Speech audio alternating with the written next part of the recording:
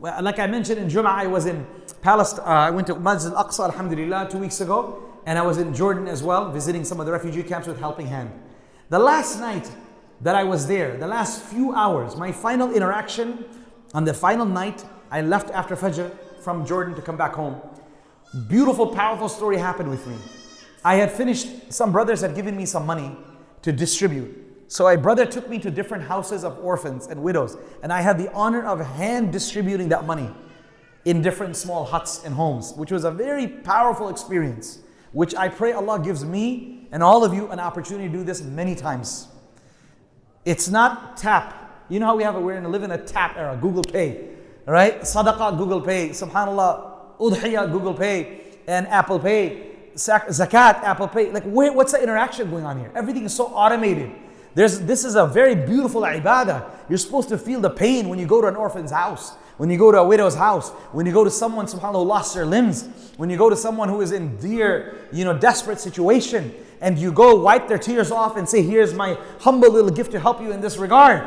MashaAllah, that ibadah, then you actually feel it. It's not supposed to be automated and distant from the recipients. The whole goal is your hand in the hand of the miskeen, your hand on the head of the orphan.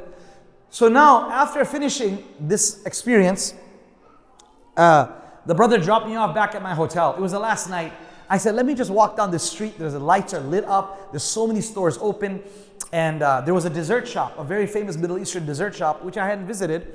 And I was like, it's the last night. Let me go check it out. I had handed out all my money that people had given me.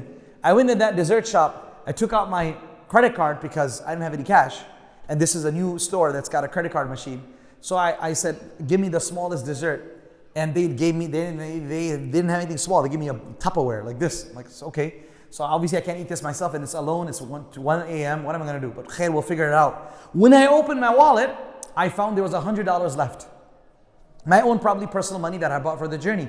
I said, subhanAllah, I'm leaving tomorrow. I just wish I had seen this $100 and I would have been able to give it out to one of the houses of the orphans I was. Right? I don't need this. But then I thought maybe Allah kept it in my pocket so that I could use it on the journey back. Sometimes you need cash at the airport, etc. It's always good to have cash. So I said, okay, khair, no problem.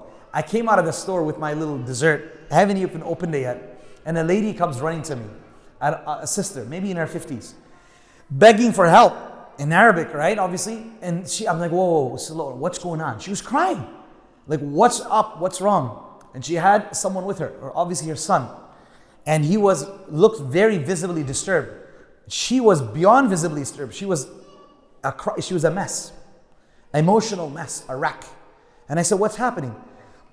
And she said, my dear brother, I've been suffering so long. From hunger. We had 3-day-old bread left over in our home. Us and our kids. She's a widow. We ate this morning after Fajr some 3 pieces of bread that were left over from 3 days old. And from then we haven't eaten, and it's now 1:30 a.m. And hunger is pushed me out of my home. I left one kid sleeping at the house. I have this autistic kid with me, 25 years old, who doesn't have the ability to wash himself, doesn't have the ability to do anything. I have to do everything for this man. 25, 26 years old, autistic child. And subhanAllah, she says, I have so many physical diseases, this problem, my head is splitting, I'm almost having a meltdown. I've asked all these stores for money, for food. Just ask these stores, can you give me one sandwich, one burger, anything, because you have a hungry lady with her hungry child and a hungry kid sleeping at home. Please. And he said, no one gave me. And I'm asking you in Allah's name, please give me something. Now I'm frozen. I'm like, this is crazy. I said, first of all, this dessert is yours. All right? There's a reason why Allah sent me to buy this, which I didn't even want this big, and I didn't even need it. This is for you. She was very happy, but then I said, no, this is not going to be enough. And I opened my wallet because I'm out. And there, lo and behold, what did I find in there? What did I find in there? That $100, right? That I hadn't given elsewhere. I said, subhanAllah, there's 100 left in here. I gave it to her. And I said, you have no idea what's going on. This 100, I don't know why it's here. I didn't want it to be here. I wanted to have given out at the homes. But somehow, Allah Azza wa Jalla left it in here. So she started this powerful khutbah. You think any of the most powerful speakers you've heard on YouTube, put her on one side. Because she was speaking from the heart. she started extending her hands to the heavens and she started praising Allah. And she says, Ya Allah, you are more Kareem than I ever thought you are. You are more Rahim than ever I thought you are. You are more generous than I could ever imagine. Ya Allah, forgive me. Yes, I have not eaten for how many hours? 15 hours. Yes, I have walked miles and kilometers in search of food. Yes, I have been pushed from store to store and no one wants to give me a loaf of bread. But Ya Allah, all I wanted today was just something to give me and my son who here was having tantrums. He's hungry, autistic boy. And you have not only given me food, but you've given me money to be able to purchase some medicine for my kids. Ya Allah, you are so kind. Please forgive me for being impatient with you.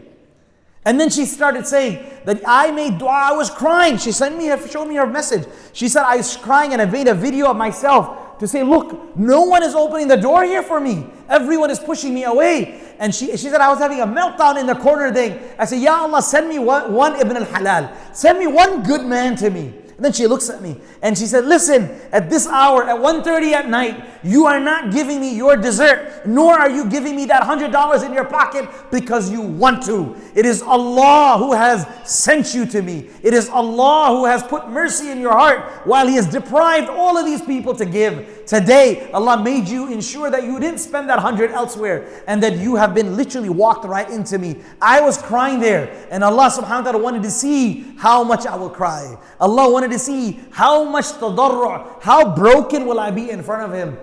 And once I hit that limit, Allah subhanahu wa ta'ala accepted that dua. And here you go, you have come here right in front of me, taking care of my needs.